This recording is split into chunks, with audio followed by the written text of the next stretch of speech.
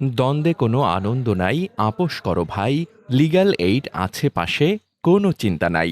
এই প্রতিপাদ্যকে সামনে রেখে রাজবাড়ির বালিয়াকান্দিতে জাতীয় আইনগত সহায়তা দিবস ২০২৫ উদযাপিত হয়েছে। বালিয়াকান্দি প্রতিনিধি আজমল হোসেনের প্রতিবেদনে থাকছে বিস্তারিত।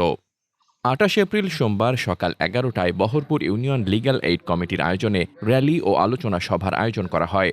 অনুষ্ঠানের শুরুতে এক বর্ণাঢ্য র্যালি ইউনিয়ন পরিষদ প্রাঙ্গণ থেকে বের হয়ে প্রধান প্রধান সড়ক প্রদক্ষিণ করে পুনরায় একই স্থানে এসে শেষ হয়। এরপর পরিষদের সভাকক্ষে অনুষ্ঠিত হয় আলোচনা সভা। বহরপুর ইউনিয়ন পরিষদ চেয়ারম্যান মোহাম্মদ রেজাউল করিমের সভাপতিত্বে আয়োজিত সভায় অতিথি হিসেবে উপস্থিত ছিলেন উপজেলা পাট উন্নয়ন কর্মকর্তা মোহাম্মদ রেজওয়ান ইসলাম, গ্রাম আদালতের উপজেলা সমন্বয়কারী লিপি আক্তার সহ পরিষদের অন্যান্য সদস্যবৃন্দ। সভাটি সঞ্চালনা করেন ইউনিয়ন পরিষদের প্রশাসনিক কর্মকর্তা মোহাম্মদ রুকনুজ্জামান।